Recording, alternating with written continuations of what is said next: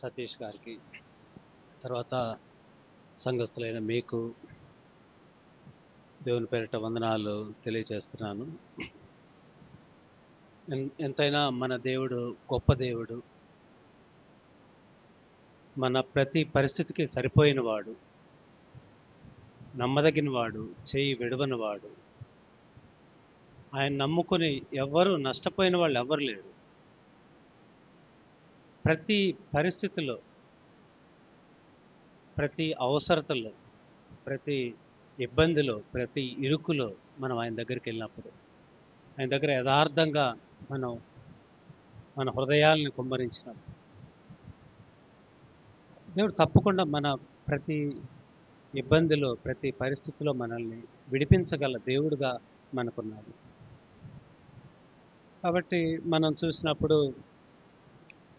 లోకంలో అనేక సంఘాల్లో కానీ, లేకపోతే అనేక మంది క్రైస్తవుల్లో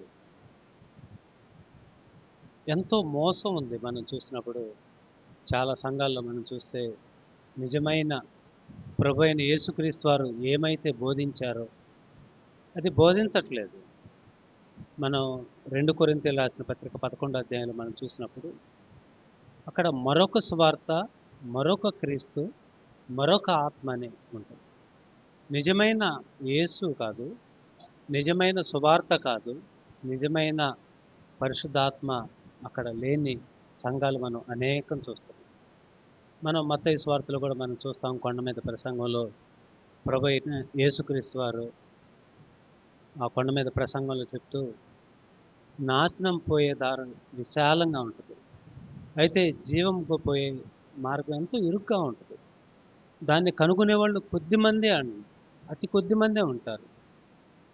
కాబట్టి నేను చూడగానే కూడా మన సంఘం జీవం గల దేవుని సంఘం అని, మీ సంఘాన్ని బట్టి దేవునికి నేను ఎంతగానో స్తుతిస్తున్నాను. మీ సంఘాన్ని బట్టి నేను గతంలో పోయినసారి జనవరిలో కూడా మీ దగ్గరికి వచ్చి ఉన్నాను. ఎందుకంటే ఇటువంటి బోధ చేసే ఎవరైతే మనం బయట సంఘాల్లో మనం చూసినప్పుడు మీరు రాండి, మీరు దేవుడు అత్యధికంగా ఆశీర్వదిస్తాడు, మీకున్న అనారోగ్యాలన్నీ పోతాయి, మీ సమస్యలన్నీ తీరిపోతాయి, మీకు అంతా కూడా ఆశీర్వాదమే అని అక్కడ ఎక్కడా లేదు. ఒక నిజమైన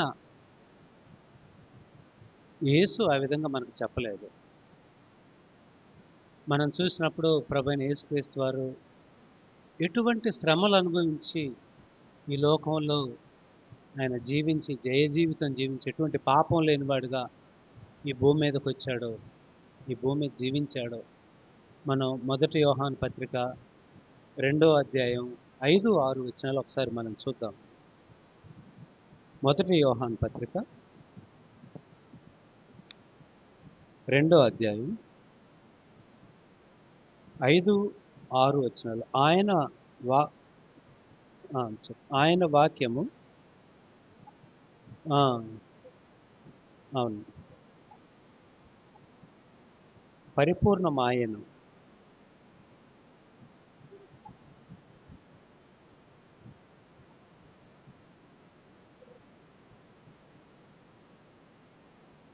అవును, చున్నాము. దీనివల్ల తెలుసుకుంది ఆయన వాక్యం ఎవడైతే గైకొంటాడు. మనం లోకంలో చాలామంది వాక్యాన్ని వింటారా, ఫలానా పాస్టర్ గారు మంచి ప్రసంగం చెప్పారు అని అంటారు, కానీ దాన్ని గైకొనరు. దేవుని వాక్యాన్ని మనం గైకొనాలి. మనం ఎప్పుడైతే మనం గైకుంటామో, ఎవడు గైకొనునో వానిలో దేవుని ప్రేమ నిజముగా పరిపూర్ణమై. తర్వాత మనం చూసినప్పుడు ఆయన యందు నిలిచి ఉన్నవాడునని చెప్పుకున్నవాడు ఆయన ఎలాగ నడుచుకున్నో అలాగే తానును నడుచుకున్న బద్ధుడై ఉన్నాడు. ప్రభువైన యేసుక్రీస్తు వారు ఈ భూమి మీద ఎంతో విలాసవంతమైన జీవితం జీవించలేదు. ఆయన జీవించిన జీవితం 33.5 సంవత్సరాల జీవితం వల్ల ఒక సామాన్యుడిగా, ఒక పేదవాడిగా తన రెక్కలతో కష్టపడి తన కుటుంబాన్ని పోషించి 30 సంవత్సరాలు పరిచర్యలోకి రాకముందు తన కుటుంబాన్ని పోషించి ఆయన ఏ ఇది పరిశుద్ధాత్మతోటి బాప్తిసం పొందినప్పుడు ప్రభువైన యేసుక్రీస్తు వారి గురించి పరలోకం నుంచి ఒక శబ్దం ఆకాశంలోంచి దేవుడు మాట్లాడుతున్నట్టు మనం, ఈయన నా ప్రియ కుమారుడు, ఈయన యందు నేను ఆనందిస్తున్నాను. ఏంటి అప్పటిదాకా ప్రభువైన యేసుక్రీస్తు వారు ఏం పరిచర్య చేయలేదు. ఆయనేమి స్వస్థ స్వస్థ అని ఎవరిని స్వస్థపరచలేదు. అయినా కూడా పరలోకంలోంచి ఏం స్వరం వినపడిందంటే, ఈయన నా ప్రియకుమారుడు, ఈయన యందు నేను ఆనందిస్తున్నాను. ఎందుకని ఆనందిస్తున్నాడు దేవుడు అంటే, ఏందంటే ఆయన భూమి మీద పాపం లేనివాడుగా ఏ విధంగా అయితే జీవించాడో, మనం కూడా ఈ భూమి మీద అటువంటి వారిగా జీవించాలనే దేవుడు మన నుంచి కోరుకుంటున్నాడు. కాబట్టి మన జీవితం ఎలాగుండాలంటే, మనం యెషయా గ్రంథం 61వ అధ్యాయంలో మనం చూసినప్పుడు మన చుట్టూ అనేక మంది నెమ్మది లేని స్థితిని, సమాధానం లేని స్థితిని, అనేక బంధకాల్లో మనం ఒకసారి చూద్దాం. మన లోకాస్వార్తలో కూడా అదే విషయాన్ని ప్రభువైన యేసుక్రీస్తు వారు చెబుతారు. అయితే మనం ఒకసారి యెషయా గ్రంథం 61వ అధ్యాయం మనం చూద్దాం ఒకసారి. యెషయా గ్రంథం 61వ అధ్యాయం.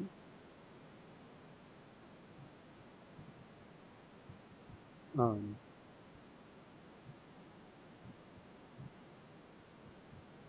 అవును.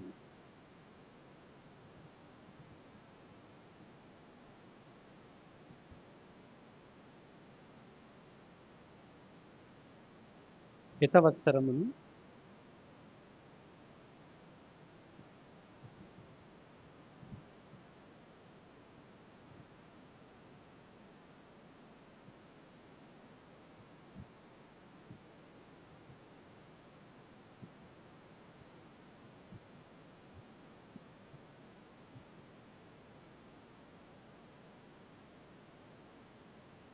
చాలమ్మా. ఇక్కడి వరకు మనం చూసినప్పుడు ప్రభువైన యేసుక్రీస్తు వారి యొక్క జీవితంలో దేవుని యొక్క చిత్తం ఏమై ఉందనేది మనం ఇక్కడ చూస్తున్నాం. దీనులకు సువర్తమానము ప్రకటించడానికి, తర్వాత నలిగిన హృదయం గల వారిని దృఢపరచడానికి, చెరలో ఉన్న వారిని విడుదలకును, బంధింపబడే వారిని విముక్తిని ప్రకటించుటకు, అదేవిధంగా యెహోవా హితవత్సరమును మన దేవుని ప్రతిదండన దినమును ప్రకటించుటకు, దుఃఖాక్రాంతులను ఓదార్చుటకు, సియోన్లో దుఃఖించు వారికి ఉల్లాస వస్త్రాలు ధరింప చేయుటకు, బూడిదకు ప్రతిగా పూదండను, దుఃఖమునకు ప్రతిగా ఆనంద తైలమును, భారభరితమైన ఆత్మకు ప్రతిగా స్తుతి వస్త్రాన్ని. ఇదే ప్రభువైన యేసుక్రీస్తు వారి యొక్క పరిచర్య. దేవుడు భూమి మీదకు పంపించింది ప్రభువైన యేసుక్రీస్తు వారిని ఎందుకు? కాబట్టి అనేకులకు సువర్తమానం ఏంటంటే, మన సువర్తమానం ప్రభువైన యేసుక్రీస్తు వారి భూమి మీదకి వచ్చి పాపులైన మన కోసం ఆయన తన ప్రాణం పెట్టి, ఆయన ప్రాణాన్ని మన కోసం అర్పించి, పాపులైన మనల్ని నీతిమంతులుగా చేసి, మనం తండ్రి అయిన దేవునితో సమాధానపరిచి, మనం ఆయన బిడ్డలుగా, ఆయన వారసులుగా మనం చేయటానికే ప్రభువైన యేసుక్రీస్తు వారు వచ్చారు. అదే మనం ఇక్కడ చూస్తున్నాం. నలిగిన హృదయం కలవారిని దృఢపరచడం ప్రభువైన యేసుక్రీస్తు వారి యొక్క పరిచర్య యొక్క గురి ఇది. కాబట్టి ఈరోజు ప్రభువైన యేసుక్రీస్తు వారు ఈ భూమి మీదకి లేరు, కానీ ప్రభువైన యేసుక్రీస్తు వారి యొక్క శిష్యులంగా మనం ఈ భూమి మీద ఉన్నాం. మనం ఏం చేయాలంటే, ప్రభువైన యేసుక్రీస్తు వారు ఏ పరిచర్య చేశారో, ప్రభువైన యేసుక్రీస్తు వారు ఏ ఆత్మచే నింపబడ్డారో, మనం కూడా అదే ఆత్మచే నింపబడినప్పుడు మన యొక్క పిలుపు కూడా ఏమైందంటే, అనేకులకి సువర్తమానం ప్రకటించడానికి. మనం సువర్తమానం అంటే మనం అనుకోవచ్చు, అనేక మందికి పోయి రోడ్డు మీద కనపడ్డ వాళ్ళకి పత్రికలు ఇచ్చి ఏదో చెప్పి మనం మెదలకుండా వచ్చి మన జీవితం మనం జీవిస్తా, మనం పాపంలోనే మనం కొనసాగుతా ఇస్తే దేవుడు అటువంటి పరిచర్యని అంగీకరించు. అటువంటి పరిచర్య దేవునికి కాదు, మనల్ని మనం తృప్తిపరచుకోవటానికి. దేవుడు అటువంటి పరిచర్యను మనం కోరుకోవట్లేదు. ఎలాంటి పరిచర్య అంటే, మనం చూసినప్పుడు ఒక కూరలో కొంచెం ఉప్పు లేకపోతే కూరలో ఉప్పైన కూర ఏ విధంగా ఉంటదో ఒక రుచి లేకుండా ఉంటది. కానీ ఆ కొద్దిగా ఉప్పేస్తే ఆ కూర ఎంత రుచికరంగా ఉంటదో, మన జీవితాలు కూడా మనం ఉన్న ప్రదేశంలో ఒక వెలుగు వలె, ఒక ఉప్పు వలె, ఒక పరిమళ వాసన వలె మన జీవితాలు ఉండాలనేది దేవుని యొక్క పిలుపై ఉంది. కాబట్టి ఆ విధంగా దీనులు అనేకులు మన చుట్టుపక్కల ఎంతోమంది మనం ముఖ్యంగా మీరందరూ స్త్రీలుగా ఇక్కడ ఉన్నారు కాబట్టి, మనం పనిచేసే ప్రదేశాల్లో అవ్వచ్చు, తర్వాత మన చుట్టుపక్కల గృహాల్లో అవ్వచ్చు, మన బంధువుల్లో అవ్వచ్చు, వీళ్ళందరూ ఎంతోమంది అనేక శ్రమల్లో, అనేక ఇబ్బందుల్లో, అనేక బాధల్లో కొంతమంది స్త్రీలను మనం చూసినప్పుడు భర్తలు తాగుబోతులుగా ఉండి, లేకపోతే ఆర్థికంగా ఇబ్బందుల్లో ఉండి, వాళ్ళకి ఎటువంటి నిరీక్షణ లేని పరిస్థితి, పిల్లలు లేని కొంతమంది తల్లిదండ్రులు స్త్రీలను మనం చూస్తున్నాం. ఈ విధంగా అనేక మంది అనేక వేదనలో గుండా కొంతమంది అనారోగ్యంలో ఈ విధంగా ఉన్నోళ్ళకి మనం ఏం చేయాలంటే, వాళ్ళని మనం ఏం చేయాలంటే, మనం సమాధానపరచాలి, దృఢపరచాలి. అమ్మా ఏం కాదు, దేవుడున్నాడు. దేవుడు నమ్మదగిన వాడమ్మా. దేవుని వైపు చూడమ్మా. ప్రతి పరిస్థితిలో ఆయన నిన్ను విడిపించగల దేవుడు. అని మనం ఎలా ఉండాలంటే, ఒక చల్లటి ఏసీలాగా మనం ఉండాలి. మంచి ఎండాకాలం అప్పుడు మిమ్మల్ని ఏసీలో గదిలో పెట్టామనుకోండి, మీరు ఎలా సేద తీరతారు? అబ్బా! చల్లగా ఉంది అని అనుకుంటాం. అదే మనల్ని తీసిపోయి ఒక బాగా పొగొచ్చే పొయ్యి దగ్గర కూర్చోబెడితే కళ్ళు మండుతాయి. ఎప్పుడు బయట నుంచి ఎటు నుంచి వెళ్ళిపోదామా అని మనం చూస్తాం. మనం పొయ్యి దగ్గర మనం చూసినప్పుడు కట్టెల పొయ్యి దగ్గర ఎంతో పొగొస్తా ఉంటది. కళ్ళు మండుతా ఉంటాయి. వేడిగా ఉంటది. మనకి ఎంతో అసౌకర్యంగా ఉంటది. ఆ ప్రదేశం విడిచి ఎప్పుడు వెళ్ళిపోదామా అనిపిస్తుంది. ఆ విధంగా కాదు మనం ఉండాల్సింది. ఒక చల్లటి మంచు వలె. మనం పోయినప్పుడు వారిని ఇదిగో వీళ్ళ దగ్గర పోతే నన్ను ఆదరిస్తారు, నన్ను ప్రోత్సహిస్తారు, నన్ను బలపరుస్తారు అని అటువంటి ఆదరణ, ఒక వెలుగు అంతే ఉంటది. మనం సెంటు కొట్టుకొని వచ్చినోళ్ళు మనం ఎవరిని చూసినప్పుడు, సెంటు కొట్టుకొని వచ్చామని వాళ్ళెవరు చెప్పరు. మనం వాళ్ళ దగ్గరికెళ్ళినప్పుడు ఆటోమేటిక్‌గా వాళ్ళే ఆ వాసన ఓహో! ఈయన సెంటు కొట్టుకొని వచ్చాడు అని ఆటోమేటిక్‌గా మనకు తెలుస్తుంది. అదేవిధంగా మన యొక్క ప్రదేశంలో మనం ఎవరి దగ్గరికైనా నిరాశలో ఉండేవాళ్ళ దగ్గరికి, భారంగా ఉన్నవారి దగ్గరికి, అనారోగ్యంగా ఉన్నవారి దగ్గరికి మనం ఆ విధంగా వెళ్ళినప్పుడు, మనం వారిని దృఢపరిచే వారిగా, నువ్వేం కాదు, దేవుడున్నాడు, దేవుడు స్వస్థపరుస్తాడు. ఆయన నిన్నటి దేవుడే కాదు, నేడు రేపు కూడా ఏకరీతిగా ఉన్నాడు. ఆయన సజీవుడు, ఆయన సర్వాధికారిగా ఉన్నాడు అని ఎవరైతే ఆ విధంగా నమ్ముతారో, ఆ విధంగా ప్రోత్సహిస్తారో, అటువంటి ప్రోత్సాహం మన లోకంలో, మన చుట్టుపక్కల ఉన్న ప్రదేశంలో మనం అటువంటిగా వారిగా మనం ఉండాలని మనల్ని ఇక్కడ సంఘానికి చేర్చున్నారు. కాబట్టి ఇక్కడ మనం చూస్తే చెరలో ఉన్న వారికి విడుదల, అనేక మంది అనేక చెరలు. కొంతమంది మద్యానికి బానిసైన మన బంధువుల్లోనే ఉంటారు. మన సొంతోళ్ళై ఉంటారు. అలాంటి వారు అపవాది యొక్క చెరలో ఉంటారు కొంతమంది. కొంతమంది దుర్వ్యసనాలకు అలవాటు, కొంతమంది పేకాట్లకు అలవాటై ఉంటారు. కొంతమంది జూదానికి అలవాటై ఉంటారు. కొంతమంది పరస్త్రీల పట్ల అలవాటై ఉంటారు. ఇలాంటి వీళ్ళందరూ కూడా అనేక మంది బంధింపబడిన వారు. అటువంటి వారి కోసం మనం విజ్ఞాపన చేయాలి. దేవా, దేవా వీళ్ళు నా పక్కనుండారు తండ్రి. మా ఇంటి పక్కనుండారు తండ్రి. వాళ్ళెంతో వేదనలో ఉండారు. వాళ్ళు వెళ్ళే పరిస్థితుల్లో మీరు సహాయం చేయండి తండ్రి. వారి హృదయాలు తెరవండి. వారితో మాట్లాడండి దేవా అని మనం అటువంటి ప్రోత్సహించే వారిగా, అటువంటి వారిని విడుదల చేసేవారిగా, మనం అటువంటి వారిగా మనం ఉండాలి. తర్వాత మనం చూసినప్పుడు దుఃఖాక్రాంతులను ఓదార్చటాన్ని, మనం ఓదార్చే వారిగా మనం ఉండాలి. ఆ విధంగా మనం ఉన్నప్పుడు అదే దేవుని యొక్క మన పట్ల పిలుపైంది.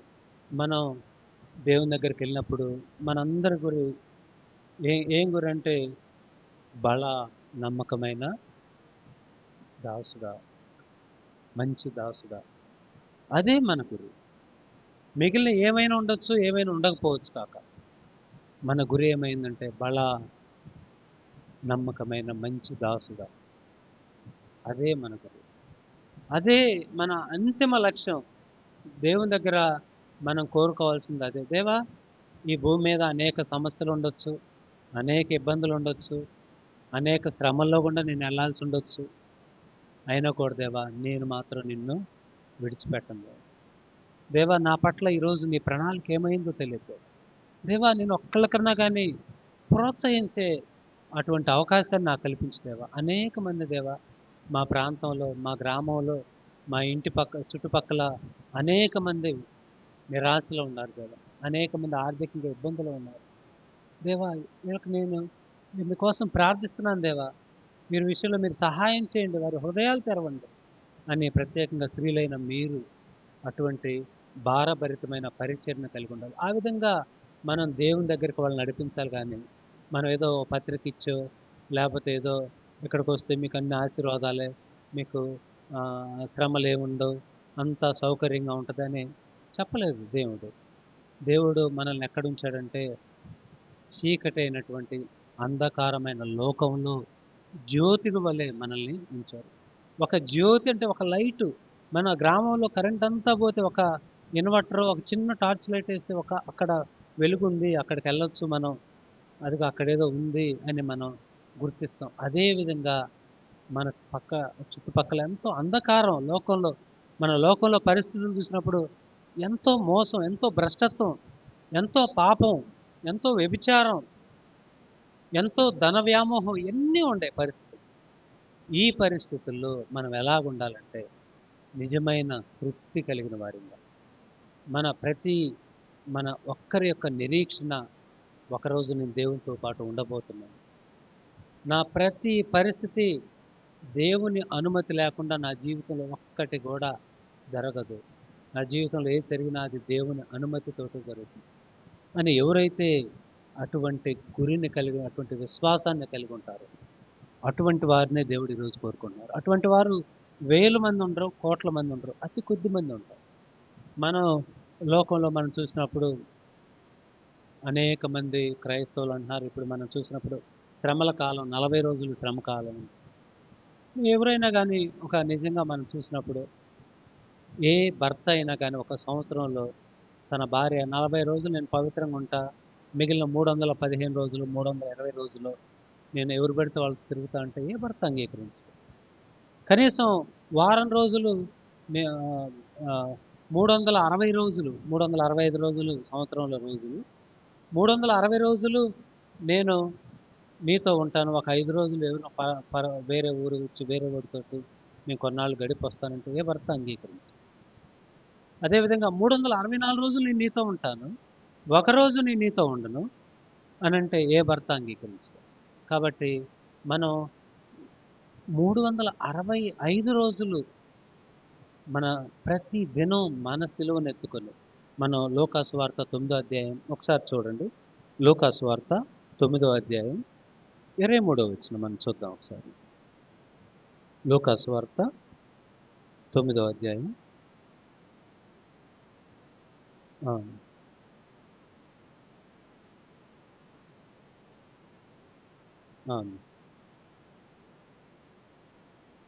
అవును.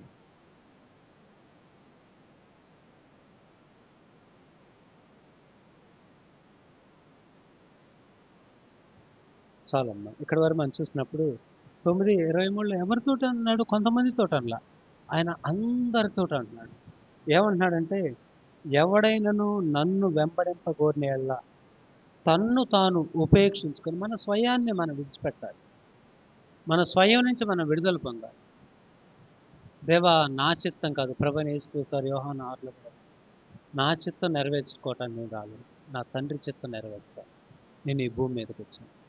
అదేవిధంగా మనం కూడా ఏం చేయాలంటే ప్రతి దినం ఉదయాన్నే లేచిన వెంటనే, దేవా ఈరోజు నా చిత్తం నేను నెరవేర్చాలని నేను కోరుకోవట్లేదు, నా పట్ల నీ ప్రణాళిక ఏమైందో నాకు తెలియచేయదేవా. నేను నీకు ఇష్టడుగా ఉండాలి దేవా. నేను సాయంత్రం పండుకునేటప్పుడు నన్ను నేను పరీక్షించుకున్నప్పుడు నా జీవితం నీకు ఆయాసకరంగా ఉందా, నన్ను బట్టి ఈరోజు నువ్వు సంతోషించావా, నన్ను నేను పరీక్షించుకోవాలి. మనం ప్రతిరోజు మనం స్నానం చేస్తాం, రోజుకు 2 సార్లు స్నానం చేస్తాం. ఎప్పుడైతే మురికైందో అప్పుడు వెంటనే మనం కాళ్ళు కడుక్కుంటాం, మొహం కడుక్కుంటాం చెమట పోసినప్పుడు. అదేవిధంగా మనం పాపం విషయంలో కూడా అటువంటి వైఖరిని మనం కలిగి ఉండాలి. ప్రతి దినం మనం దేవుని దగ్గరికి వచ్చి మన ప్రతి పాపాన్ని ఒప్పుకోవాలి. ఇక్కడ మనం చూసినప్పుడు ఎవడైనను నన్ను వెంబడింప కోరిన యెడల మనం తన్ను తాను ఉపేక్షించుకొని ప్రతి దినం ఒకరోజు కాదు 365 రోజులు, సంవత్సరంలో 365 రోజులు తన సిలువనెత్తుకొని నన్ను వెంబడింపవలెను. అది దేవుని యొక్క పిలుపు. మన గురి కూడా అదే. మన యొక్క అందరి గురి అదే అయింది. కాబట్టి ప్రతి దినము మనం సిలువనెత్తుకొని దేవుని వైపు మనం కొనసాగాల్సిన వారిగా మనం ఉండాలి. అదే మన పట్ల దేవుని యొక్క ప్రణాళిక.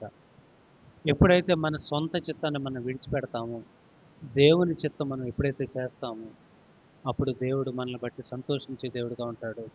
మన లోకంలో అనేకులు కూడా వీళ్ళల్లో ఒక తేడాను చూస్తున్న ఒక నిజమైన క్రైస్తవుడు అంటే ఈ విధంగా ఉండాలి. మనం ధనం విషయంలో నమ్మకం ఉండాలి. మనం కోపం విషయంలో మనం కోపడే వారిగా మనం ఉండకూడదు. మన మాటలు అనేకులను ఆదరించాలి. ప్రోత్సహించే మాటలు. మనం లోకంలో అనేక మందిని చూస్తే శ్రమల్లో ఉన్నవాళ్ళని, ఇబ్బందుల్లో ఉన్నవారిని, కుటుంబాల్లో ఏదైనా నష్టపోయిన వాళ్ళని చూస్తే అందరూ అవహేళన చేసేవాళ్ళుగా, లేకపోతే వాడు కావాలి తిక్కగుంది, వాడు అనుభవించాలే, వాడు నాకు మోసం చేశాడు, ఆ విధంగా అనేకులు అనుకుంటున్నారు. కానీ మనం ఆ విధంగా ఉండకూడదు. ఒక నిజమైన క్రైస్తవుడు ఏ విధంగా ఉండాలంటే అనేకుల కోసం విజ్ఞాపన చేసేవాళ్ళంగా మనం ఉండాలి. అదే మన పట్ల గురైంది. దేవుడు మన పట్ల అటువంటి గురినే కలిగి ఉన్నాడు. కాబట్టి మనం కొద్ది మందిగా ఉండగానే పర్వాలేదు. దేవుడు మనల్ని నమ్మకమైన వారిగా ఉండాలనే కోరుకుంటారు. ఆ విధంగా మనం ఉన్నప్పుడు దేవుడు గొప్ప కార్యం మన జీవితంలో చేస్తాడు. మనం చూసినప్పుడు ఈరోజు అంత సహోదరిలో ఉన్నారు. కాబట్టి కొన్ని విషయాలు సిస్టర్స్ సంబంధించిన కొన్ని విషయాలు నేను ఈరోజు షేర్ చేసుకుంటాను. మనం చూసినప్పుడు ఒక స్త్రీ, ఒక ప్రత్యేకంగా స్త్రీ అంటే ఒక విశ్వాసురాలు తన కుటుంబాన్ని, జ్ఞానవంతురాలైతే తన కుటుంబాన్ని ఏం చేసిద్దండి? జ్ఞానవంతురాలు తన కుటుంబాన్ని కట్టుకుంటుంది. మూఢురాలు తన కుటుంబాన్ని, తన ఇంటిని ఊడబెరుకుద్ది. ఆ కుటుంబం ఎట్లంటే ఒక నిజమైన జ్ఞానవంతురాలైన స్త్రీ ఏం చేసిద్దంటే ఆమె కుటుంబం ఎంత కష్టమైన పరిస్థితిలో ఉండాలి, ఎంత భిన్నంగా ఉండగానే మనం చూసినప్పుడు రూతు అత్త నయోమిని మనం చూస్తాం. మీరు చదివే ఉంటారు. నయోమి చూసినప్పుడు బెత్లెహేము నుంచి ఆమె మోయాబుకి వెళ్ళిపోయింది. మోయాబు స్త్రీలు ఇక్కడ కరువు ఉందని ఈ ప్రాంతం నుంచి ఆమె వెళ్ళిపోయింది. వెళ్ళటం ద్వారా ఏమైందంటే అక్కడ పరిస్థితి చూసినప్పుడు కొన్నాళ్ళు సౌఖ్యంగా ఉంది. తన 2 కుమారులు లోకంలో ఉన్నారు. ఆ విధంగా తన భర్త మరణించాడు. తర్వాత 10 సంవత్సరాల తర్వాత తన కొడుకులు ఇద్దరూ మరణించారు. చివరికి ఆమె తన 2 కోడళ్ళను కలిగి ఉంది. తర్వాత చివరిగా ఆమె అక్కడి నుంచి మరలా బయలుదేరి బెత్లెహేంకి వచ్చేటప్పుడు, ఇజ్రాయెల్ దేశానికి వచ్చేటప్పుడు సమస్తాన్ని కోల్పోయిన స్త్రీగా మనం అక్కడ చూస్తున్నాం నయోమి. అయితే దేవుడు నయోమిని విడిచిపెట్టలేదు. దేవుడు నయోమి విషయంలో గొప్ప కార్యం చేశాడు. ఆమె ఇక్కడ బెత్లెహేములో కరువు ఉంది, ఇబ్బంది ఉంది. అనేక మంది అక్కడ ఇజ్రాయేలీలు ఉన్నారు. కానీ వీళ్ళేం చేశారంటే అదిగో అక్కడ పోతే లోకంలో బాగుంది, సౌకర్యంగా ఉంది అని అక్కడికి వెళ్ళినప్పుడు ఆమె ఏం కోల్పోయిందంటే తన భర్తను కోల్పోయింది, తన 2 బిడ్డలను కోల్పోయింది, తన సమస్తాన్ని కోల్పోయి ఒంటిగా మరలా ఒక రూతుతోటి వెనక్కి తిరిగి వచ్చినట్టు మనం చూస్తున్నాం. కాబట్టి రూతుని దేవుడు విడిచిపెట్టాడా? విడిచిపెట్టలేదు. నయోమి అత్తని నమ్ముకొని వచ్చిన రూతు తర్వాత ప్రభువైన యేసుక్రీస్తు వారి యొక్క వంశావళిలో ఉండటం మనం చూస్తున్నాం. ఆమె భర్తను కోల్పోయిన తర్వాత మరలా ఆమె దేవుడు ఆమె పట్ల కలిగిన ప్రణాళిక అంతటిని మనం చూసినప్పుడు మనం రూతు గ్రంథంలో మేము చూస్తాం. మనకి ఆ విధంగా అనమాట ఒక నిజమైన స్త్రీ జ్ఞానవంతురాలు ఏం చేస్తుంటే తన గృహాన్ని కట్టుకుంటుంది. కాబట్టి మీరు మీ కుటుంబంలో ఏ విధంగా స్త్రీగా ఏ విధంగా ఉండాలనే విషయాల్ని కొన్ని క్లుప్తంగా మనం చూద్దాం. మనం న్యాయాధిపతుల గ్రంథం 13 అధ్యాయంలో ఒక స్త్రీని మనం చూద్దాం. న్యాయాధిపతుల గ్రంథం 13 అధ్యాయం.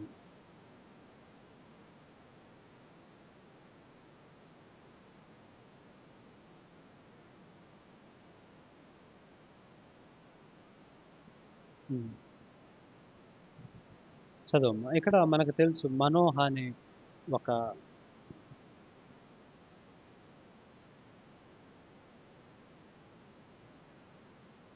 అవును. హ్మ్.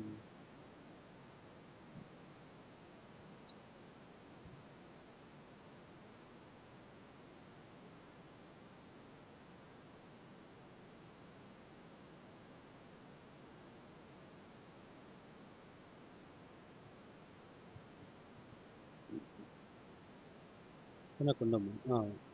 తర్వాత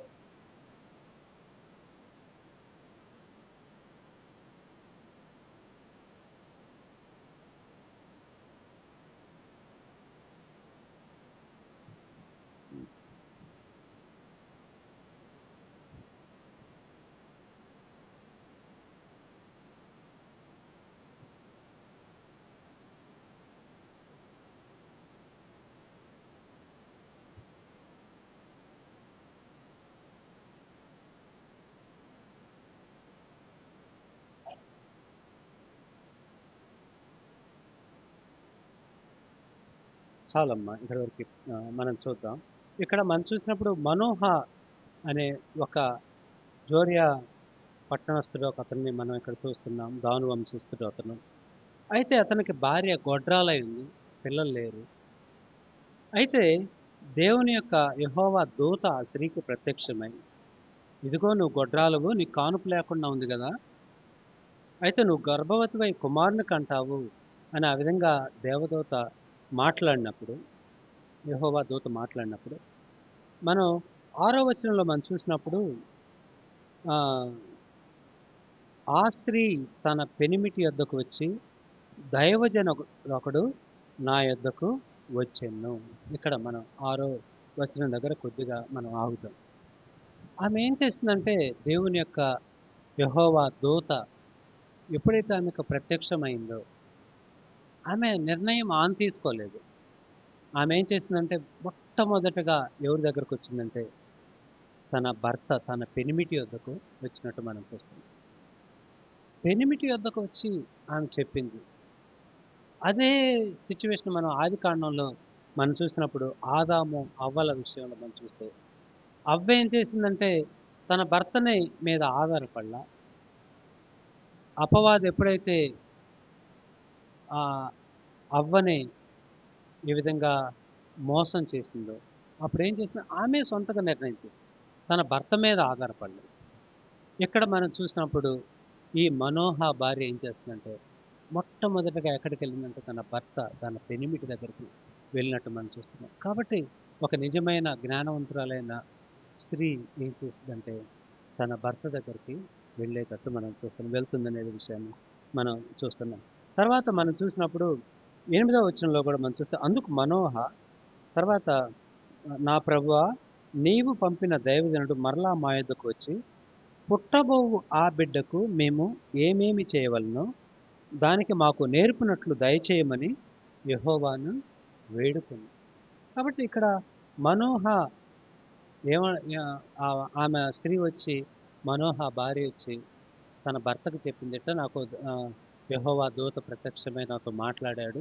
నువ్వు గర్భవతి అవుతావు అని నాకు చెప్పాడు అన్నప్పుడు, మనోహ ఏం చేస్తున్నాడంటే, మరలా నువ్వు పంపిన ఆ దైవజనుడు మరలా మా యొద్దకు వచ్చి, పుట్టబోవు బిడ్డకు మేము ఏమేమి చేయవలెనో అంటే ఎలా పెంచాలో మాకు నేర్పండి దేవా అని ఇక్కడ మనోహ మరలా దేవునికి మొరపెడుతున్నట్టు మనం చూడవచ్చు. తర్వాత మనం అదే విషయాన్ని మనం 12వ వచనంలో కూడా మనం చూసినప్పుడు, అందుకు మనోహ కావున నీ మాట నెరవేరినప్పుడు ఆ బిడ్డ ఎట్టివాడగునో అతడు చేయవలసిన కార్యమేమిటో తెలుపుమని మనవి చేయగా, ఇక్కడ మరలా కూడా మరలా 10వ వచనంలో మేము చూసినప్పుడు మరలా ఆ స్త్రీకి ప్రత్యక్షమైనట్టు మనం చూస్తున్నాం.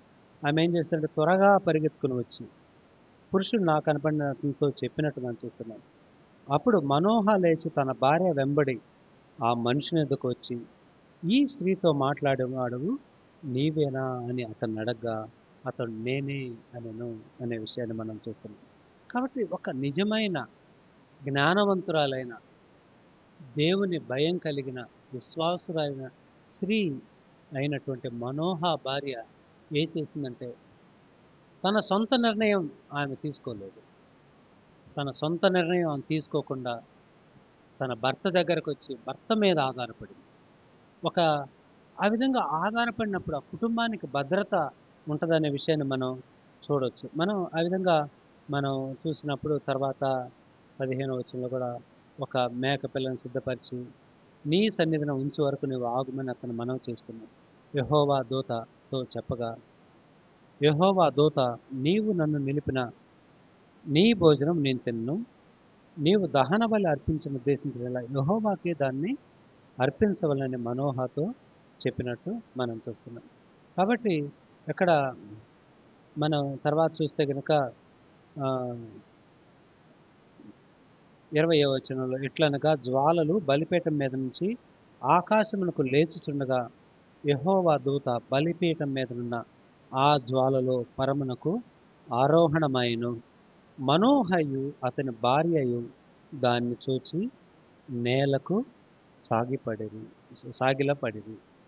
కాబట్టి ఇక్కడ మనం చూసినప్పుడు వీళ్ళు భర్త, భార్యలు దేవుని యొక్క భక్తి కలిగిన కుటుంబంగా మనోహ యొక్క భార్యని మనం చూస్తాం. కాబట్టి దేవుడు ఒక కుటుంబంలో తనకిచ్చిన బిడ్డల విషయంలో ఏ విధంగా పెంచాలి మనం ఇక్కడ మనం చూసినప్పుడు 8వ వచనంలో 13వ అధ్యాయం 8వ వచనం మనం చూసినప్పుడు ఆ బిడ్డకు పుట్టబోవు బిడ్డకు మేము ఏమేమి చేయవలనో దానికి మాకు నేర్పినట్లు దయచేయమని యెహోవాను వేడుకున్నట్టు మనసు. కాబట్టి దేవా మీరు స్త్రీలైన మీరు మీ బిడ్డల విషయంలో, మీ మనవళ్ళ విషయంలో దేవా మా బిడ్డ పట్ల మీ ప్రణాళిక ఏమైందో మాకు తెలియచేయి దేవా.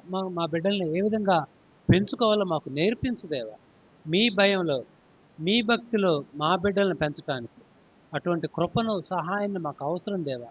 మేము బలహీనులు మా వల్ల కాదు తండ్రి. మీరు సహాయం చేయండి. మా బిడ్డల్ని లోకంలో భ్రష్టత్వం ఉంది తండ్రి. లోకంలో బిడ్డలను చూసినప్పుడు ఎంతో ప్రమాదం తండ్రి. ఎంతో శోధనలో పడుతున్నారు. బిడ్డల చుట్టూ అనేక పాపాలు ఉండే తండ్రి. మా బిడ్డల్ని మీరే కాపాడాలి దేవా. మా వల్ల కాదు తండ్రి. మీ సహాయం మాకు అవసరం. దేవా మా బిడ్డలకు ఎక్కడ కూడా పాపం అంటకూడదు తండ్రి అని ఎవరైతే ఏ తండ్రి అయితే మా బిడ్డని ఏ విధంగా పెంచుకోవాలి మాకు కావాల్సిన జ్ఞానాన్ని ఇవ్వండి దేవా. వెలుగునివ్వండి. అటువంటి సహాయం చేయండి దేవా. నువ్వు ఆశీర్వదించు తండ్రి. మా బిడ్డల విషయంలో మీ సహాయం మాకు అవసరం అని ఏ తల్లి అయితే అడుగుతుందో ఆ బిడ్డలు దేవునికి మహిమకరంగా, దేవునికి ఉపయోగకరమైన పాత్రలుగా వారి భవిష్యత్తులో ఆ విధంగా ఉంటారనే విషయాన్ని మనం చూడవచ్చు. కాబట్టి మనోహ తన భార్య కలిసి ఏ విధంగా అయితే దేవుణ్ణి అడిగారు, దేవా మా బిడ్డని ఎలా పెంచాలో మాకు నేర్పు దేవా. దేవా పాపం విషయంలో మా బిడ్డలు ఏ విధంగా ఉండాలో మనం చూసినప్పుడు మనం మోషే తల్లి ఏ విధంగా ఆ బిడ్డను పెంచిందో మనం 11వ అధ్యాయంలో హెబ్రీయులు రాసిన పత్రికలో మనం చూడవచ్చు. కాబట్టి ఎంత సవాలుకరమైన చిన్న బాలుడు పాలు విడిచే టయానికో లేకపోతే 10 సంవత్సరాల లోపు మోషే తల్లి తన కుమారుడైన మోషేని ఎంత తీర్చిదిద్దిందో మనం చూడవచ్చు. అదేవిధంగా సమూయేలులో మనం చూసినప్పుడు హన్నా కుమారుడైన సమూయేలు మనం చూసినప్పుడు ఏ విధంగా వెంటనే అర్ధరాత్రి సమయంలో ఏమంటున్నాడంటే నీ దాసుడు ఆలకిస్తున్నాడు, నాతో మాట్లాడు. కాబట్టి ఒక అర్ధరాత్రి దేవుడు వచ్చి పిలిచినప్పుడు మన పిల్లలైతే మనం లేపితే 10 సార్లు లేపినా, పావు గంట లేపినా, అరగంట లేపినా పిల్లలు. కానీ ఇటువంటి సున్నితమైన హన్నా ఏ విధంగా అయితే బిడ్డని ఏ విధంగా అయితే పెంచుకుందో అటువంటి కృపని మనం దేవుని దగ్గర నుంచి మనం అడగాల్సిన వారిగా మనం ఉండాం. ఆ విధంగా మోషేని మనం చూసినప్పుడు ఒక చిన్నవాడు ఆమె తల్లి ఎంత నూరిపోస్తే ఆ బిడ్డ మనం చూద్దాం హెబ్రీయులు రాసిన పత్రిక 11వ అధ్యాయం మనం ఒకసారి చూద్దాం. హెబ్రీయులు రాసిన పత్రిక 11వ అధ్యాయం.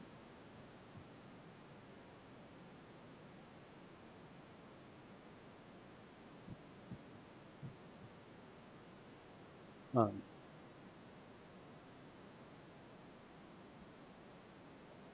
కాదమ్మా. చ ఆహ్, మనం 11:24 మనం చూద్దాం. 23 కూడా చూడొచ్చు. మోషే పుట్టినప్పుడు అతని తల్లిదండ్రులు ఆ శిశువు సుందరుడై ఉండడం చూచి విశ్వాసమును బట్టి రాజాజ్ఞకు భయపడక 3 మాసములు అతను దాచిపెట్టిరి. మోషే పెద్దవాడైనప్పుడు విశ్వాసమును బట్టి ఐగుప్తు ధనము కంటే క్రీస్తు విషయమైన నింద గొప్ప భాగ్యమని ఎంచుకొని అల్పకాలపు పాప భోగములు అనుభవించుట కంటే దేవుని ప్రజలతో శ్రమ అనుభవించుట మేలని యోచించి ఫరో కుమార్తె యొక్క కుమారుడని అనిపించుకున్నట కూడా ఒప్పుకొనలేదు. ఏలైనగా అతడు ప్రతిఫలముగా కలగబోవు బహుమానమందు దృష్టి ఉంచెను. కాబట్టి ఇక్కడ మనం చూస్తే మోషే ఒక చిన్నవాడు. ఓ 10 సంవత్సరాల వరకే తన తల్లి ఆ బిడ్డను పెంచింది. తర్వాత ఐగుప్తు రాజు యొక్క కుమార్తెగా ఆ బిడ్డను అప్పచెప్పినప్పుడు, తను పెద్దవాడైనప్పుడు మనం చూసినప్పుడు ఒక రాజభవనంలో ఎంతో విలాసం ఉంటుంది, ఎంతో ఆహారం ఉంటుంది, ఎంతో ధనం ఉంటుంది, ఎంతో సౌఖ్యం ఉంటుంది, ఎంతో పాపం ఉంటుంది. వాళ్ళు ఏ పాపం చేసినా ఒక రాజకుమారులు ఎవరు పాపం అనరు. కానీ ఆయన ఏమంటున్నాడంటే ఇక్కడ మనం చూస్తే కనుక ఐగుప్తు ధనము కంటే క్రీస్తు విషయమైన నింద గొప్ప భాగ్యమని ఎంచుకొని అల్పకాలపు పాప భోగములు అనుభవించుట కంటే దేవుని ప్రజలతో శ్రమ అనుభవించుట మేలని యోచించాడు. ఆ ఒక యువకుడైన తర్వాత ఆయన యొక్క గురి ఏమైందంటే నేను ఈ లోకానికి, ఈ ఐగుప్తుకి, ఈ పాపానికి సంబంధించిన వాడిని కాదు. నేను ఇజ్రాయేలీయుడిని. నా పట్ల దేవుడు ఒక ప్రణాళిక కలిగి ఉన్నాడు. నేను ఆ ప్రణాళిక నెరవేర్చాలి. అదే నా గురి. శ్రమలు అనుభవించడం ఓకే. శ్రమలు ఎదుర్కొంటాను నేను. శ్రమలు నాకు పెద్ద లెక్కలేదు కాదు. ఎందుకంటే నాకు కలగబో బహుమానం ఎంతో గొప్పది. మన శ్రమలు ఎలాంటివి అంటే చులకనవి. క్షణమాత్రం ఉండే దేవుని యొక్క ఆ మహిమతో పోలిస్తే మన శ్రమలు ఎలాంటివి అంటే క్షణమాత్రం ఉండే చులకని శ్రమలు అనేది మనం పత్రికల్లో కూడా మనం చూస్తున్నాం. కాబట్టి ఇక్కడ మనం చూసినప్పుడు ఆహ్, అతడు ప్రతిఫలముగా కలగబో బహుమానమందు దృష్టి ఉంచాడు. కాబట్టి మన యొక్క గురి కూడా అదే అయింది. మనం ఈ భూలోకానికి సంబంధించిన వారిని కానే కాదు. మనం ఒకరోజు దేవునితో పాటు ఉండటానికి పిలువబడ్డం వారు.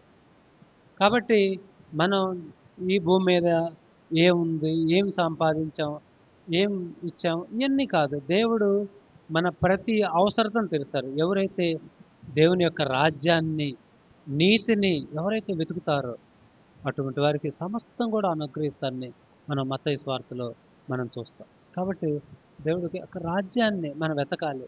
దేవా నా పట్ల మీ ప్రణాళిక ఏమైంది తండ్రి? మోషే ఎటువంటి గురి కలిగి ఉన్నాడో ప్రభా మా బిడ్డలు కూడా అటువంటి గురి కలగటానికి సహాయం దయచేయండి అని మనం మనోహ భార్యతో కలిసి ఏ విధంగా అయితే మా బిడ్డని ఎలా పెంచాలో మాకు నేర్పుదేవా అని అడిగినట్లుగా స్త్రీలైన మీరు బిడ్డల విషయంలో ఆ విధంగా మీరు ప్రార్థించాల్సిన వారిగా ఉంటారు. మీ కుటుంబాన్ని కట్టుకోవాల్సిన అవసరతను కూడా మనం చూస్తాం. అదేవిధంగా మరొక స్త్రీని మనం చూద్దాం. 2 రాజుల గ్రంథం 4 అధ్యాయం. 2 రాజుల గ్రంథం 4 అధ్యాయం.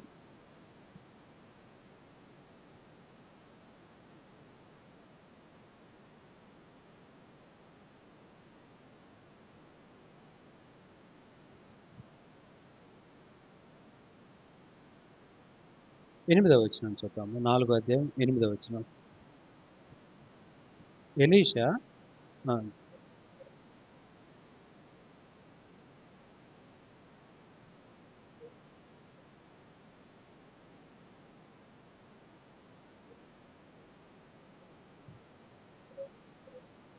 అవును.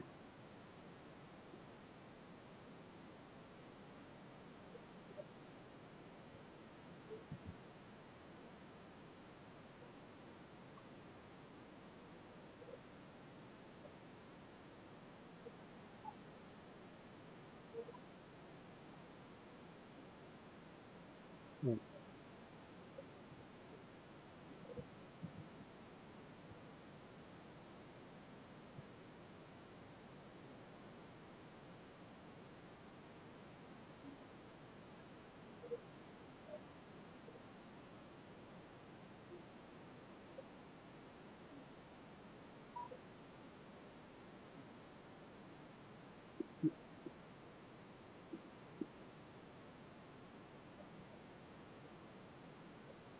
కనపరిచితివి. హ్మ్. హ్మ్.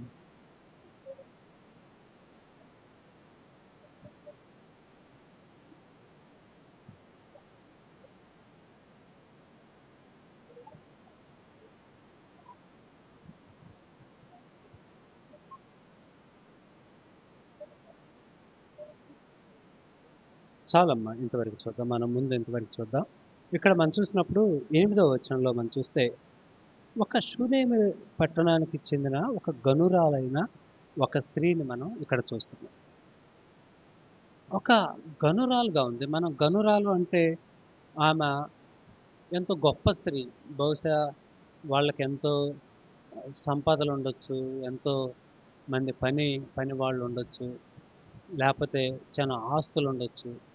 ఒక గనురాలుగా ఉంది. మనం చూస్తాం మన గ్రామాల్లో గానీ, ఎక్కడైనా పట్టణాల్లో ఎవరిని గనులు అంటారంటే, లోకరీతిగా మనం చూసినప్పుడు చాలా ధనవంతుల్ని, అమ్మో! వాళ్ళెంతో గనులు అని అంటారు. అదేవిధంగా ఈ స్త్రీ కూడా మనం చూస్తే ఒక గనురాలుగా ఉంది. అయితే చూసినప్పుడు ఆమెకి ఇక్కడ చూస్తే గొండ్రాలైన ఒక స్త్రీ భోజనకు రమ్మని అతను బలవంతము చేసినగా అతడు ఆ మార్గమునకు వచ్చినప్పుడల్లా ఆమె ఇంట భోజనం చేయుచు వచ్చిన కాబట్టి ఒక దైవజనుణ్ణి ఆ స్త్రీ పిలుస్తుంది. గనురాలైనప్పటికీ ఆమె ఏం చేస్తుందంటే దైవజనుడిని పిలుస్తుంది. ఆయన ఎలాంటి వాడు మనం తర్వాత చూస్తే 9వ వచనంలో కాగా ఆమె ఉమ్, తన పెనిమిటిని చూచి మన యొద్దకు వచ్చుచూ పోవుచున్నవాడు భక్తిగల దైవజనుడని నేను ఎరుగుదును. ఆమె చెప్తుంది ఒక నిజమైన భక్తిగల దైవజనుడి యొక్క లక్షణాలు ఏమైతే ఉంటాయో ఆమె ఎరిగింది. ఈయన నిజంగా దేవుని ప్రవక్త అనే గుర్తెరిగిందనమాట. ఆయన ఒక దైవజనుడు. ఆయనలో కొన్ని లక్షణాలు నేను చూస్తున్నా. ఆ లక్షణాలు ఏంటి అనేది మనం చూస్తాం. అయితే ఏమేం చేస్తుందంటే ఇక్కడ మనం ఒక ముఖ్యమైన విషయాన్ని మనం చూద్దాం. ఈమె 10వ వచనంలో అతనికి గోడ మీద ఒక చిన్న గది కట్టించి అందులో అతని కొరకు మంచము, బల్ల, పీట, దీపస్తంభాన్ని ఉంచుదము. అతడు మన యొద్దకు వచ్చినప్పుడల్లా అందులో బస చేయవచ్చునని చెప్పాను. ఆమెమి ధనవంతురాలు, గనురాలైన స్త్రీ. ఆమె ఏం చేస్తుందంటే తన పెనిమిటి దగ్గర పోయి అడుగుతుంది. ఇదిగోండి తన భర్తతోటి, ఇదిగో ఈయన ఒక దైవజనుడు, ఈయన మన ఇంటికి నేను ఎరుగుతాను, అతను ఒక దైవజనుడని నేను గుర్తెరుగుతున్నాను అని చెప్తూ మన ఇంటి పైన ఒక గదేద్దాము. అది మీ అనుమతి ఉంటే, మీరు అంగీకరిస్తే పైన ఒక గదేద్దాం. ఆయన అటు ఇటు పోయేటప్పుడు వచ్చి మన ఇంట్లో ఉంటాడు. మన ఇంట్లో సేద తీరతాడు. మన ఇంట్లో బస ఏర్పాటు చేద్దాం. మీరు అనుమతిస్తే తన భర్తను అడుగుతున్నాను. ఆమె సొంతంగా "ఆ! నేను పర్వాలేదు. నేను గనురాలినే. నా దగ్గర డబ్బులు చాలా ఉన్నాయి" అని ఆమె ఏమి సొంత నిర్ణయం తీసుకోకుండా తన పెనిమిటిని అడిగినట్టు మనం ఇక్కడ చూస్తున్నాం. ఇక్కడ మనం చూస్తే ఇక్కడ ఆహ్,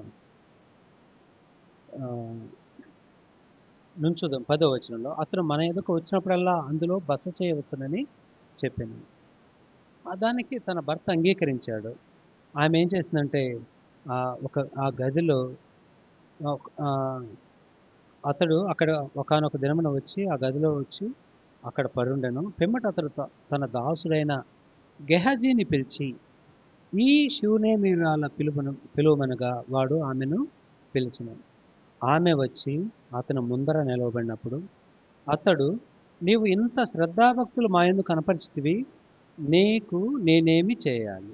ఒక నిజమైన దైవజనుడు ఏమంటున్నాడంటే ఆయన ఒక్కడిగా మాట్లాడట్లేదు కానీ తన యొక్క శిష్యుడైనటువంటి గెహాజీని పక్కన ఉంచుకొని గెహాజీతో చెప్తున్నాడు. ఏమని ఇదిగో ఆమె ఉంది, ఆ స్త్రీ ఉంది కదా, ఆమెకి ఏమన్నా మనం రాజుగారి దగ్గర పోయి ఏమైనా చెప్పాలా? లేకపోతే ఆ మంత్రి దగ్గర పోయి మనం ఏమైనా చెప్పాలా? అని ఏమైనా రికమెండేషన్ ఏమైనా అవసరమా అని అడిగినప్పుడు సైన్యాధిపతి దగ్గర గురించి ఏమైనా మాట్లాడాలని కూర్చున్నావా అని గెహాజీకి చెప్పాడు. ఆమె డైరెక్ట్గా ఆ ప్రవక్త ఏం చేస్తానంటే డైరెక్ట్గా ఆమెతో మాట్లాడలేదు. ఆమె ఎవరితో ఆయన శిష్యుడితో గెహాజీ పక్కనుండి ఇదిగో ఆ ముందు ఆమెతో నువ్వు మాట్లాడు, నేను మాట్లాడను అని అన్నాడు. ఎందుకంటే ఆయన ఒక దైవ జనుడై ఉన్నాడు. ఒక నిజమైన దైవజనుడు ఏం చేస్తాడంటే వేరే వాళ్ళ స్త్రీల విషయంలో ఎంతో జాగ్రత్త వహించే వ్యక్తిగా ఉన్నాడు. ఎప్పుడు కూడా ఒంటరిగా ఏ స్త్రీతో కూడా నిజమైన దైవజనుడు మాట్లాడు. ఇది మీరు గమనించాల్సిన విషయం. స్త్రీలుగా, విశ్వాసులుగా మీరేం చేయాలంటే, ఏ దైవజనుడైనా ఒంటరిగా ఉన్నప్పుడు ఒం ఒంటరిగా మనం మాట్లాడకూడదు. ఆ విషయాన్ని మీరు గుర్తెరగాల్సిన అవసరం ఉంది. ఇక్కడ మనం చూసినప్పుడు తర్వాత మనం చూస్తే 13 వచనంలో ఏముంటుందంటే, గెహజీకి ఆజ్ఞేయగా ఆ ప్రకారం ఆమెతో అనెను. అందుకామె నేను నా స్వజనులతో కాపురమున్నాను అనెను. కాబట్టి ఏం చెబుతుందంటే నేను మా వాళ్ళందరూ ఉండారండి. నేను చాలా తృప్తిగా ఉండా. నాకు ఎటువంటి అవసరత లేదు అని అంటుంది. ఆమెకి కొదువు ఉంది. కానీ ఆమె ఏం చేస్తుందంటే, ఆమె కొదువున అయ్యా నాకు పిల్లలు లేరయ్యా, నాకు ఆస్తి ఉందయ్యా అని అనట్లేదు. నేను పర్వాలేదండి, నేను తృప్తిగానే ఉన్నాను. నాకు కలిగిన దాంతోటి దేవుడు నాకు భర్తనిచ్చాడు. తినటానికి ఆహారం ఇచ్చాడు. పని చేయటానికి సేవకులనిచ్చాడు. పర్వాలేదు. నాకు అన్నీ సౌకర్యంగానే ఉంది అని అంటుంది. కానీ నేను గొడ్రాలిని, నాకు పిల్లలు లేరు అని ఆ స్త్రీ అడగట్లేదు. ఆమె ఏం కలిగుందో దాంతో తృప్తి కలిగిన స్త్రీగా మనం ఇక్కడ చూస్తున్నాం. తర్వాత మనం చూసినప్పుడు అప్పుడు చూస్తున్నాడు. ఏమంటున్నాడంటే 14 వచనంలో ఎలీషా ఆమె నేనేమి చేయగోరుచున్నదాన్ని వాడిని అడగ్గా గెహజీ ఆమెకు కుమారుడు లేడు. మరియు ఆమె పెనిమిటి ముసలివాడు. ఇందా మనం చూసాం. ఒక ముసలివాడైనటువంటి భర్తకి ఎంత విధేయత చూపిస్తుంది ఈ సునేమిరాలైన గనురాలైన స్త్రీ.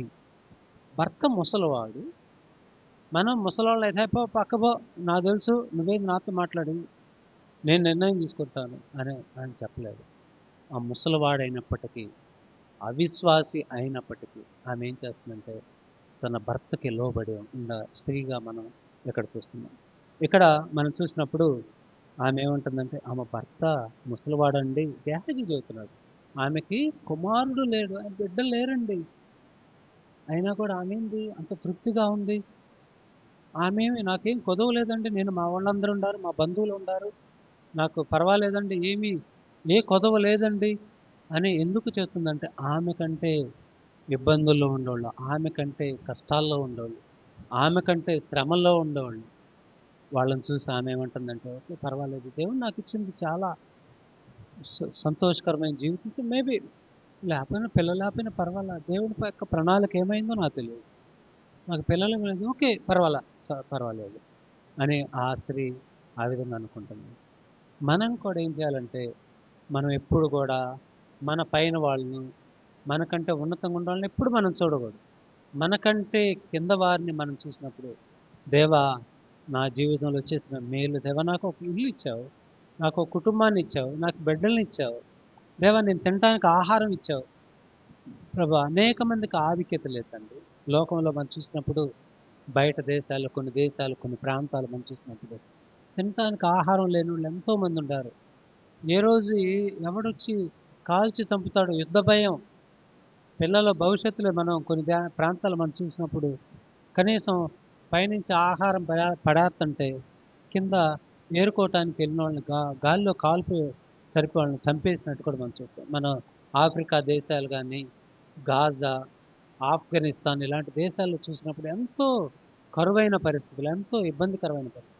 కానీ ఈరోజు మనకు దేవుడు తినటానికి తిండిని అనుగ్రహించాడు, ఉండటానికి ఇల్లు ఇచ్చాడు, తర్వాత మనకి కుటుంబాన్ని ఇచ్చాడు, మనకి తినే ఆహారాన్ని ఇచ్చాడు, మంచి ఆరోగ్యాన్ని ఇచ్చాడు. అనేకులు మనకంటే గొప్పవాళ్ళు సజీవ లెక్కలో లేరు, అనేకులు మరణించారు, దేవుడు మనల్ని సజీవ లెక్కలో ఉంచాడు. మనం గాలి స్వేచ్ఛగా పీల్చుకుంటున్నామంటే ఒకసారి హాస్పిటల్ పోయి ఐసీయూలో ఆక్సిజన్ పెట్టినోడిని చూస్తే తెలుస్తుంది. దేవా నా పట్ల మీరు చూపించిన ప్రేమను బట్టి, కనికరాన్ని బట్టి, దేవా నాకు ఇచ్చిన ఆరోగ్యాన్ని బట్టి దేవా థ్యాంక్ యూ, వందనాలు దేవా. దేవా ఏదో లేదని నేను అనుకుంటున్నా, నాకు ఇచ్చిన ఆరోగ్యాన్ని బట్టి దేవా వందనాలు తండ్రి, థ్యాంక్ యూ అని తృప్తి కలిగిన స్త్రీ. ఒక నిజమైన క్రైస్తవుడు ఎలా ఉంటాడంటే తన కలిగిన దాంతో తృప్తి కలిగిన జీవితం జీవిస్తాడు. మనం నిజమైన క్రైస్తవుని యొక్క గుర్తు ఏంటంటే తృప్తి. ఆ జీవితాల్లో తృప్తి ఉంటుంది. మనం చూసినప్పుడు మనం మొదటి పేతురు 6 6 10 ఒకసారి చూద్దాం. సారీ అండి. మొదటి తిమోతి మొదటి తిమోతి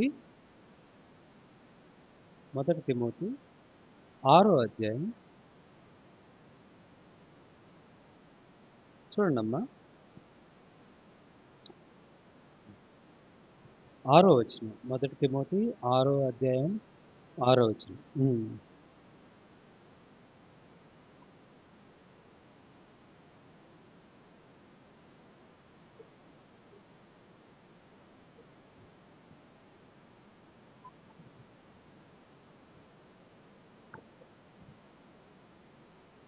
అవునండి. కాబట్టి ఇక్కడ మనం చూస్తే ధనవంతులగుటకు ఆపేక్షించువారు శోధనలోను, ఉరిలోను, అవివేకయుక్తములకు హానికరములైన అనేక దురాశల్లో పడుదురు. అట్టివి మనుషులను నష్టములోనుకు నాశనంలోనుకు ముంచివేయును. ఎందుకనగా ధనాపేక్ష సమస్తమైన కీడులకు మూలము. కొందరు దాన్ని ఆశించి విశ్వాసం నుంచి తొలగిపోయి నానా బాధలతో తమ్మును తామే పొడుచుకొండ్రి. అయితే మన యొక్క గురి ఏంటంటే 11వ వచనం, దైవజనుడా నీవైతే వీటిని విసర్జించి నీతిని, భక్తిని, విశ్వాసమును, ప్రేమను, ఓర్పును, సాత్వికమును సంపాదించుకోటకు ప్రయాసపడు. అది దేవుడు ఒక నిజమైన ధనం అంటే అది ఒక నిజమైన క్రైస్తవుడికి.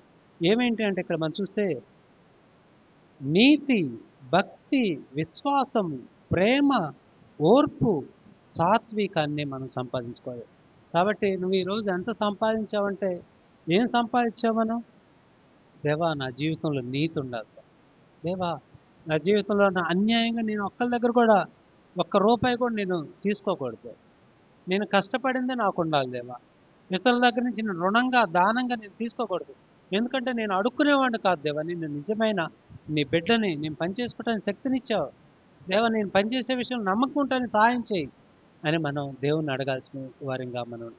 కాబట్టి భక్తి, దేవుడు మనకి కావలసిన దేవుని యొక్క భక్తిలో మనం జీవించడం కావాల్సిన ప్రతి అవసరతను దేవుడు మనకి తీర్చేవాడుగా ఉంటాడు. విశ్వాసంలో మనం వృద్ధి పొందాలి, ప్రేమలో వృద్ధి పొందాలి.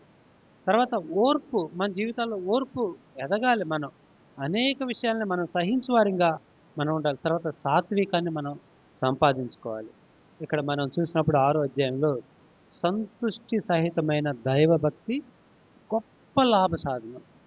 అదే కాబట్టి దేవా థ్యాంక్ యూ మై లార్డ్, మాకే ఏమీ అవసరం లేదు, నువ్వు ఉంటే మాకు చాలు. నిన్ను కలిగి ఉంటాం మా జీవితంలో అత్యంత ముఖ్యం తండ్రి. దేవా లోకంలో ఏముండా లేకపోయినా నువ్వు మాత్రం మాతో ఉండాలి, అదే మా గురి దేవు. మమ్మల్ని ఆ విధంగా చేయటం అని మనం దేవుణ్ణి అడగవలసిన వారిగా మనం ఉండాలి. కాబట్టి ఆ విధంగా మనం అడిగినప్పుడు మన యొక్క గురి ప్రత్యేకంగా ఇక్కడ కూడుకున్న అందరి యొక్క గురి మొదటి తిమోతి 6వ అధ్యాయం 11వ వచనం. మన గురి భూమి వైపు కాదు, లోకం వైపు కాదు, పాపం వైపు కాదు, దేవుని వైపు తిరగాలి. మన జీవితాల్లో ప్రేమ వృద్ధి పొందాలి, విశ్వాసంలో, తర్వాత సాత్వికంలో, ఓర్పులో, సహనంలో, నీతిలో, భక్తిలో మనం ఎలా ఉండాలంటే ఉన్నతమైన వారిగా ఉండాలి. గత సంవత్సరం కంటే ఈ సంవత్సరం ఆత్మీయంగా మనం మేలు పొందే వారిగా, మనల్ నుంచి ఒక వెలుగు వలె, ఒక ఉప్పు వలె మన జీవితాలు ఉండాలి. అటువంటి వారిగా మనం ఉండాలనే దేవుడు మనల్ని ఇక్కడ ఏర్పాటు చేశాడు. కాబట్టి ఇది మన గురి అయింది. ఈ విధంగా మనం తృప్తి కలిగిన ఆ షునేమీరాలనే స్త్రీలో ఏముందంటే తృప్తే ఉంది. మనమైతే ఒక దైవజనుడు ఆ విధంగా అడిగితే మొట్టమొదటిగా దేవ నాకు ఈ లేవు, ముందు అర్జెంటుగా నాకు ఇయ్యవు దేవా అని అడుగుతాను. థ్యాంక్ యూ మై లార్డ్, నాకు ఇచ్చిన ప్రతి ఈవిని బట్టి మీకు వందనాలు దేవా. అనేకులకి లేని ఆధిక్యతలని నాకు అనుగ్రహించావు. నేను తినటానికి ఆహారం ఇచ్చావు తండ్రి. దేవా నేను ఆహారం తినడానికి అనేక మంది అరగని వాళ్ళు ఎంతోమంది ఉన్నారు. మనం హ్యాపీగా మనం తిన్నది అరిగించుకుంటున్నాం. దేవుడు అటువంటి శక్తిని మనకి ఇచ్చాడు. హ్యాపీగా నిద్రపోగలుగుతున్నాం. అనేక మందికి విశ్రాంతి లేని వాళ్ళు ఎంతోమంది ఉన్నారు. అనేక మంది నెమ్మది లేని వాళ్ళు, చాలా ధనం కలిగి, చాలా పేరు కలిగి, చాలా ప్రఖ్యాతులు కలిగి ధనం లేని వాళ్ళు ఎంతోమంది, ఇది విశ్రాంతి లేని వాళ్ళు ఎంతోమంది ఉన్నారు. కానీ దేవుడు మనకు అటువంటి నెమ్మదిని ఇచ్చాడు, అటువంటి విశ్రాంతిని ఇచ్చాడు. దేవుడు మనలో మనం తృప్తి కలిగిన వారిగా ఉంటాం. లోకంలో ఎవరిని చూడగాక ప్రపంచంలో అత్యంత ధనవంతుడు కూడా రోజులో 15 గంటలు 16 గంటలు కష్టపడతా ఉంటాడు. ఎందుకంటే వాళ్ళకి తృప్తి లేదు.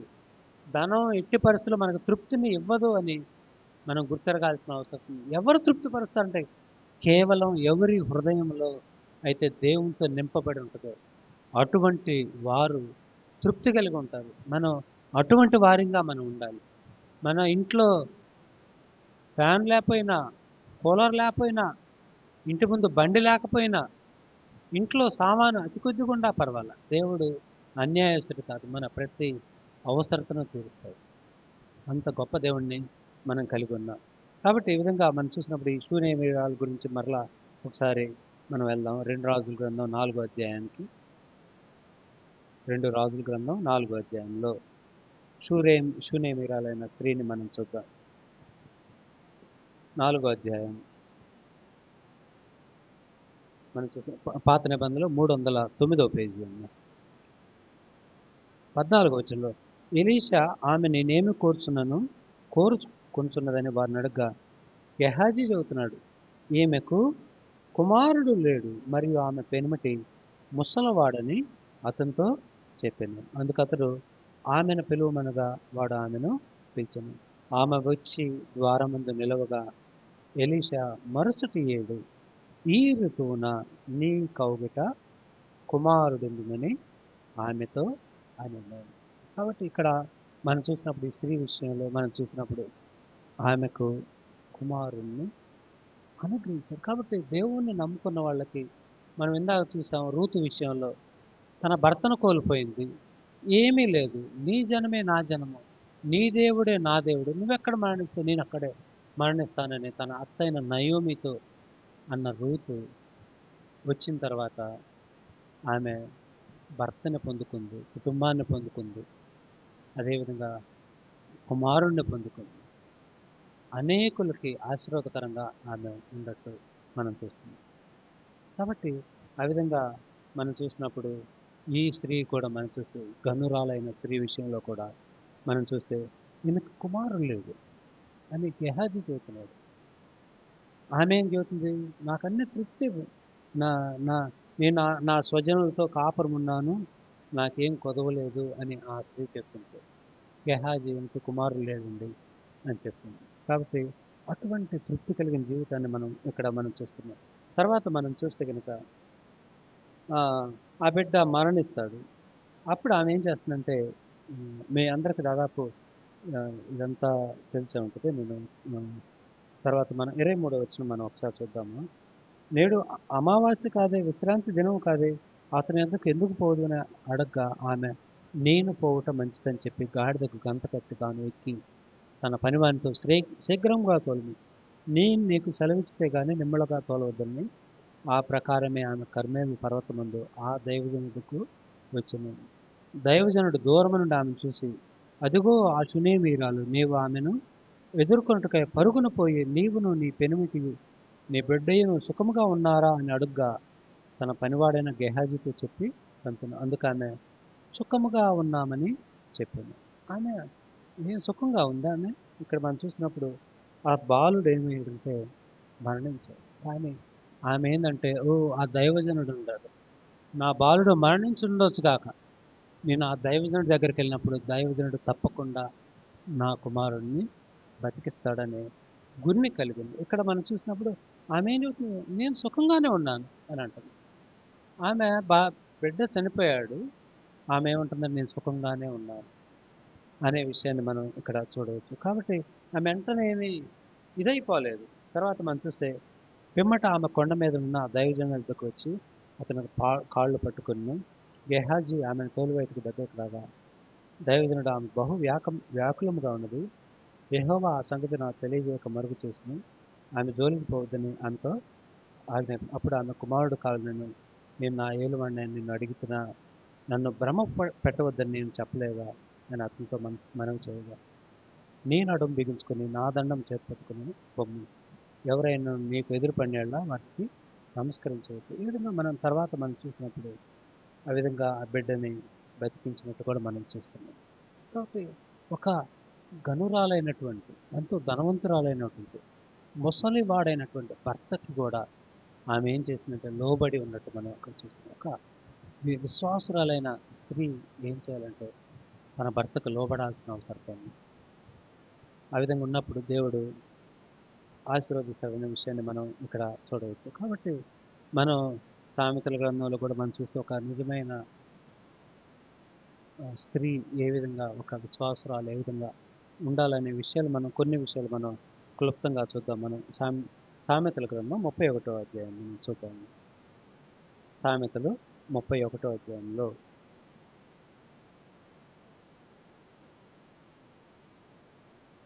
10వ వచనం మనం చూద్దాం. గుణవతి అయిన భార్య దొరుకుట అరుదు, వాటిది ముత్యం కంటే అమూల్యము. కాబట్టి మనం ఎలా ఉండాలంటే ఒక గుణవంతురాలుగా మనం ఉండాలి. తర్వాత ఆమె ఎలా ఉంటుందంటే ఆమె పెనిమిటి ఆమె యందు నమ్మిక ఉంచును, అతనికి లాభప్రాప్తికి వెలితి కలగదు. ఆమె తాను బ్రతుకు దినములన్నీయు అతనికి మేలు చేయును కానీ కీడేమియు చేయదు. అదే ఒక నిజమైన విశ్వాసురాలు యొక్క పిలుపయింది. అది ఆమె యొక్క లక్షణమైంది. ఇక్కడ ఏమంటుందంటే ఇక్కడ మనం చూసినప్పుడు ఆమె తన పెనిమిటికి ఆమె యందు నమ్మిక ఉంచును. తర్వాత ఆమె అతనికి మేలు చేయును కానీ కీడేమియు చేయదు.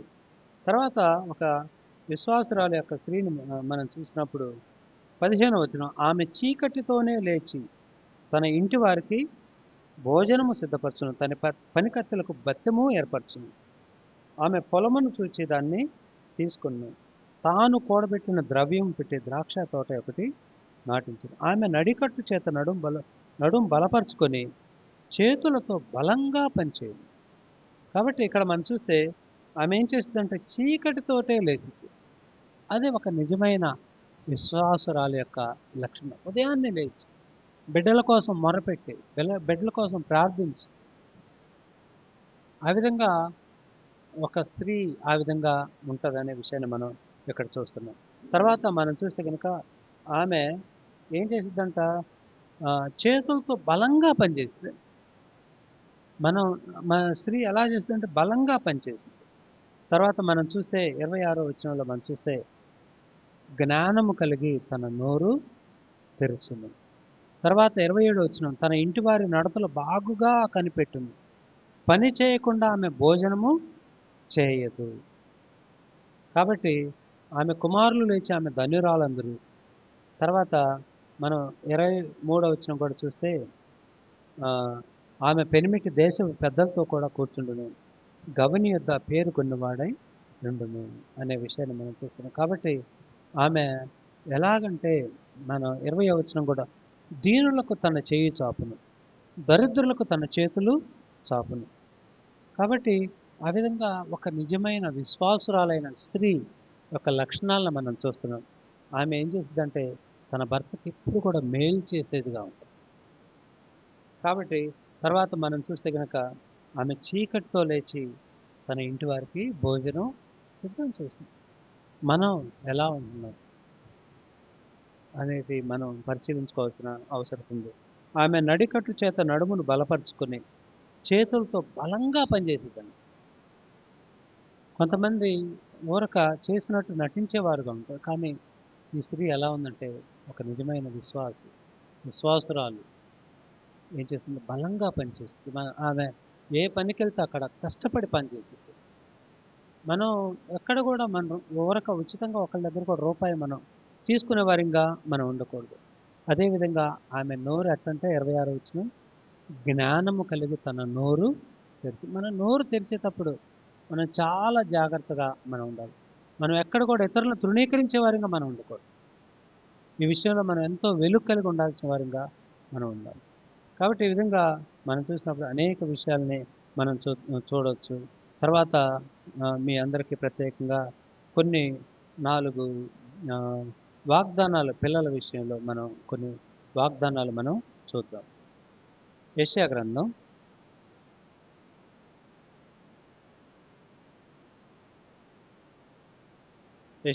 44వ అధ్యాయం.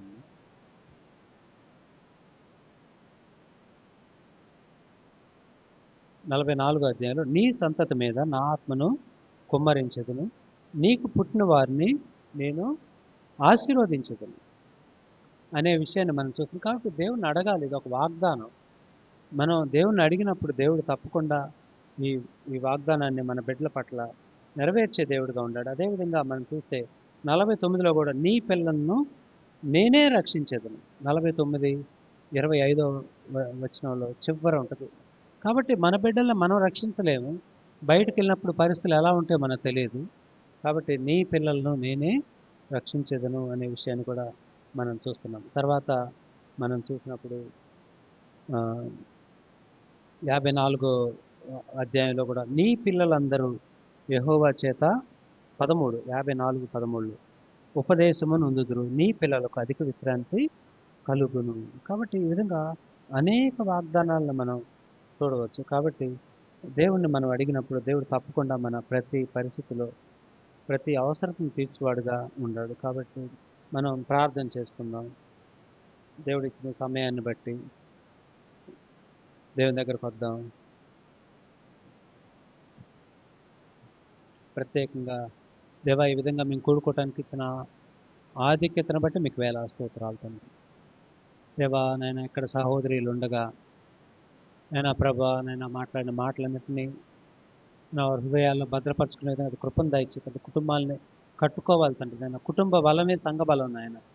కుటుంబాలు బాగుంటే సంఘం బాగుంటుంది ప్రభా. అదేవిధంగా కుటుంబం స్త్రీ బాగుంటే జ్ఞానవంతురాలు తన ఇల్లు కట్టుకుంటుంది ప్రభా. నేను ఆ విధంగా బిడ్డలను పెంచుకోవటానికి, భర్తకు లోబడి ఉండటానికి, నాన్న ప్రభా మీ మీద ఆధారపడటానికి, తృప్తి కలిగిన జీవితం కలిగి ఉండడానికి కృపను సహాయాన్ని దయచేయండి. నాన్న ప్రభా, ఈ విధంగా మాకు ఇచ్చిన సమయాన్ని బట్టి మీకు వేల స్తోత్రాలు.